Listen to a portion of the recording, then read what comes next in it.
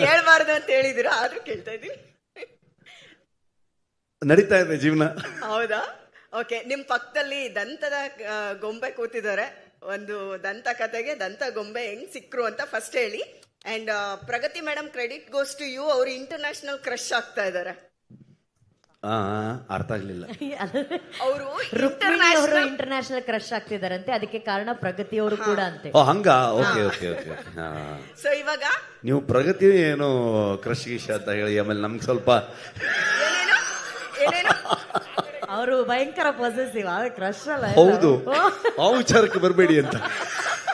Sir ಒಂದೇ ಒಂದು second. Okay, this is a question for I think. ಅದಕ್ಕೆ ನಾನು ಹೇಳೋದಕ್ಕಿಂತ ರುಕ್ಮಿಣಿ ಅವ್ರ ಹತ್ರ ಕೊಟ್ರೆ ಬೆಟರ್. ಅದಕ್ಕೆ ಸರ್ ಅವ್ರಿಗೆ ಕೊಡಿ. Ruks, you looks very beautiful. Thank you so much. And ನಿಮ್ಮ ಒಂದು ಎಕ್ಸ್ಪೀರಿಯನ್ಸ್ ನ ಎಲ್ಲ ಹಂಚ್ಕೊಂಡಿದ್ದೀರಾ of course. But Pragati madam ಹೆಂಗ್ ಥ್ಯಾಂಕ್ಸ್ ಹೇಳ್ತೀರಾ? ಥ್ಯಾಂಕ್ಸ್ ಹೇಳೋದಕ್ಕೆ ಪದ ಇಲ್ಲ ನಿಜವಾಗ್ಲು. ಬಿಕಾಸ್ ನಾನು ಅವಾಗ ಹೇಳಿದ ಹಾಗೇನೆ ಅವ್ರು ಬರೀ ಕಾಸ್ಟ್ಯೂಮಿಂಗ್ ಮಾಡಿಲ್ಲ, ಅವರು ತುಂಬಾ ಸಪೋರ್ಟ್ ಕೊಟ್ಟಿದ್ದಾರೆ. ಶೂಟ್ ಮಾಡ್ಬೇಕಾದ್ರೂ ನಾವು ಶೂಟ್ ಮಾಡಿರೋ ಕಂಡೀಷನ್ಸ್ ಅಲ್ಲಿ ಇರ್ಬೋದು, ಅಥವಾ ಈ ಕಾಸ್ಟ್ಯೂಮ್ ನನಗೆ it was a very different kind of costume. ತುಂಬಾ ಅದ್ಭುತವಾದಂಥ ಲುಕ್ ಇತ್ತು. ಬಟ್ ಅದನ್ನ ಕ್ಯಾರಿ ಆಫ್ ಮಾಡೋದಕ್ಕೆ ಅವ್ರು ತುಂಬಾ ತುಂಬಾ ಸಹಾಯ ಕೊಟ್ಟರು. So it was very beautiful experience. And if I look good on screen, ಅದು ಬರೀ ಅರವಿಂದ್ ಅವರು, ಪ್ರಗತಿ ಅವರಿಂದ ನಿಜವಾಗ್ಲೂ ತುಂಬಾ ತುಂಬಾ ಸಪೋರ್ಟ್ ಕೊಟ್ಟಿದ್ದಾರೆ.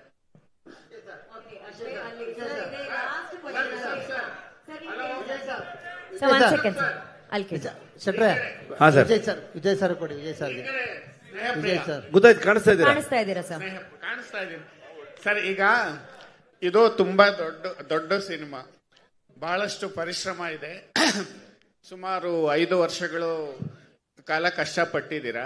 ನಮ್ಗೆಲ್ಲೋ ಒಂದು ಕಡೆ ಬೆನ್ಹರ್ ನೆನಪಾಗುತ್ತೆ ದೊಡ್ಡ ಸಿನಿಮಾ ಅಂದಾಗ. ಮತ್ತೆ ಮೆಲ್ ಗಿಬ್ಸನ್ ಅವರ ಬ್ರೇವ್ ಹಾರ್ಟ್, ಈ ಥರದ ಸಿನಿಮಾಗಳು ನೆನಪಾಗ್ತವೆ. ನೀವು ಡಿವೈನ್ ಸ್ಟಾರ್, ದೈವತ್ವವನ್ನ ಮೀರಿದ ಒಂದು ಕಥೆ. ಇದು ಕಥೆ ಬಗ್ಗೆ ಬಹಳಷ್ಟು ಚರ್ಚೆ ಮಾಡಿದ್ರಿ. ದೈವತ್ವವನ್ನ ಮೀರಿದ್ದು ಸಾಮಾಜಿಕವಾಗಿ ಕಳಕಳಿ ಏನಿದೆ ನಿಮ್ಮ ಸಿನಿಮಾದಲ್ಲಿ ಅಂತ. ಈಗ ಲಾಸ್ಟ್ ಕಾಂತಾರ 1ನಲ್ಲಿ ನೀವು ಅರಣ್ಯವಾಸಿಗಳ ಒಕ್ಲೆಬ್ಸೋದನ್ನ ತಗೊಂಡಿದ್ರಿ. ಇಲ್ಲಿ ಆ ಥರದ್ದು ಏನಿದೆ? ಆ ಥರದ್ದೇ ಅಂತ ಹೇಳೋದಕ್ಕಾಗಲ್ಲ.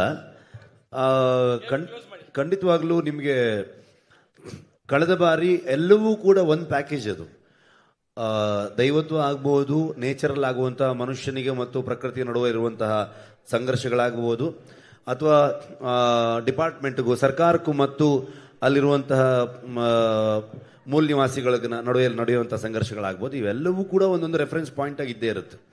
ಸೊ ಹಾಗಾಗಿ ಕಾಂತಾರ ಈ ಮಣ್ಣಿನ ಬಗ್ಗೆ ಮಾತಾಡುತ್ತೆ ಅಂತಂದ್ರೆ, ಈ ಮಣ್ಣಿನಲ್ಲಿರುವಂತಹ ಇದರ ಮೂಲದಲ್ಲಿ ಬದುಕಿದಂತಹ ಕೆಲವೊಂದು ಸಮುದಾಯಗಳ ಬಗ್ಗೆ ಖಂಡಿತವಾಗ್ಲೂ ಮಾತಾಡುತ್ತೆ.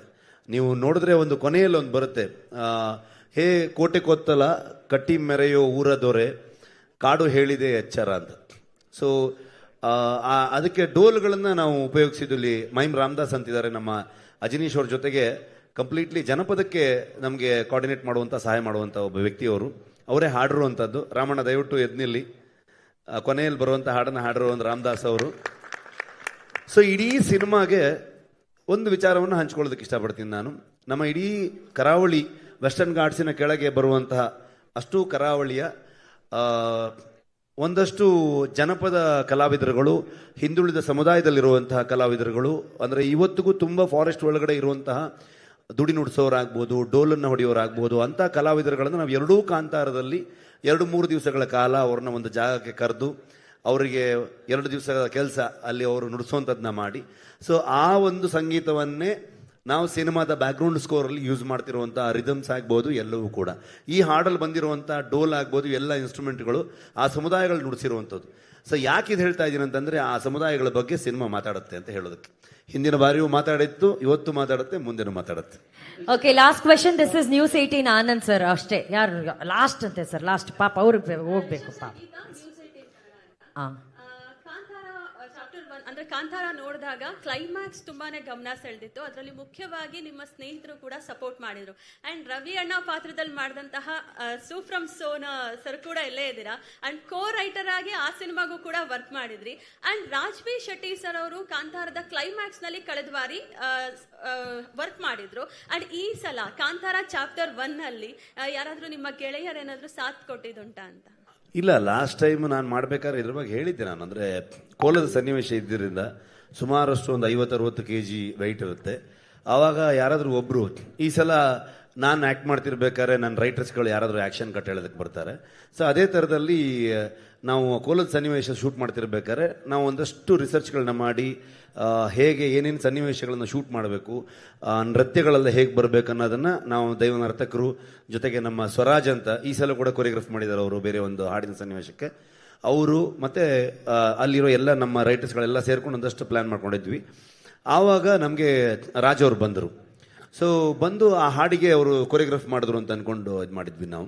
ಸೊ ಆಲ್ರೆಡಿ ಪ್ಲ್ಯಾನ್ ಆಗಿತ್ತು ಅದನ್ನ. ಸೊ ಈ ಸಲ ನಮಗೆ ಆ ಥರದ್ದೇನಿಲ್ಲ. ಸೊ ಎಲ್ಲರೂ ನಮ್ಮ ರೈಟರ್ಸ್ಗಳು ಇಂದ ಹಿಡ್ಕೊಂಡು ಅರವಿಂದ್ ಆಗ್ಬೋದು, ಸೊ ಎಲ್ಲರೂ ಸೇರಿಕೊಂಡು ಮಾಡಿರೋದ್ರಿಂದ ಸೊ ಯಾರು ಹೊರಗಡೆಯಿಂದ ಯಾರು ಬಂದಿಲ್ಲ. ರಾಜು ಅವರು, ರಕ್ಷಿತ್ ಅವರು ಅಥವಾ ಇನ್ನು ಯಾರು ಬಂದಿಲ್ಲ.